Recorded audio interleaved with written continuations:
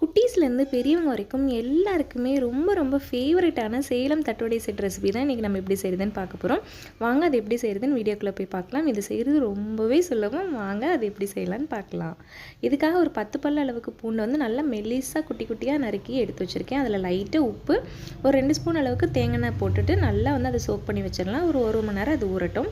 அதுக்கப்புறமா கடாய் அடுப்பில் வச்சுட்டு ஒரு 2 ஸ்பூன் அளவுக்கு எண்ணெய் விட்டுட்டு 2 ஸ்பூன் கடலப்பருப்பு போட்டு நல்லா செவந்ததும் ஒரு 5-6 பல் பூண்டு, ஒரு துண்டு இஞ்சி, கொஞ்சமாக புளி, ஒரு 4-5 வரமிளகா, நீங்கள் காரம் அதிகம் சாப்பிடுவீங்கன்னா இன்னும் மிளகா சேர்த்திக்கோங்க, போட்டுட்டு நல்லா வறுந்து வந்ததும் ஒரு பெரிய வெங்காயம் நல்லா போட்டு வணக்கிக்கலாம். 2 பொடியாக நறுக்கின தக்காளி அதையும் போட்டு நல்லா வதக்கி விட்டுட்டு லைட்டாக உப்பு போட்டுக்கோங்க. தேவையான அளவு போட்டு நல்லா மேஷ் ஆகி வந்ததுக்கப்புறமா அதை மிக்ஸி ஜாரில் போட்டு நல்லா நைஸாக அரைச்சி எடுத்துக்கலாம். அதுக்கப்புறமா புதினா சட்னி, அது செய்கிறது ரொம்பவே சுலபம். ஒரு கைப்பிடி அளவுக்கு புதினா, ஒரு கைப்பிடி அளவுக்கு கொத்தமல்லி, ஒரு துண்டு இஞ்சி, ஒரு பச்சை மிளகா, லைட்டாக வந்து பார்த்திங்கன்னா ஒரு 1/2 எலுமிச்சம்பழம், அது எல்லாத்தையும் புழிஞ்சிட்டு தண்ணி எதுவும் சேர்க்காமல் அரைச்சிடுங்க. தண்ணி தேவைப்பட்டால் ரொம்ப கொஞ்சமாக சேர்த்துக்கோங்க. தேவையான அளவு உப்பும் ஆட் பண்ணிக்கோங்க.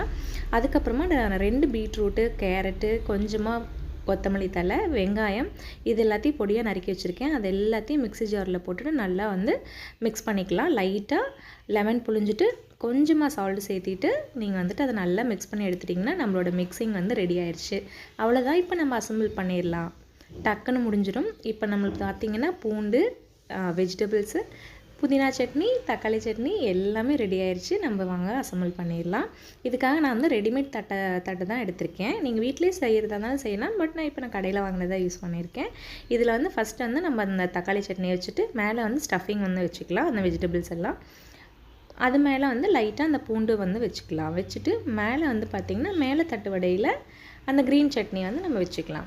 வச்சுட்டு அதில் மேலே வந்து ஃபிக்ஸ் பண்ணிட்டோம் அப்படின்னா அவ்வளோதான், நம்மளோட சேலம் தட்டுவடை செட்டு வந்து ரெடி.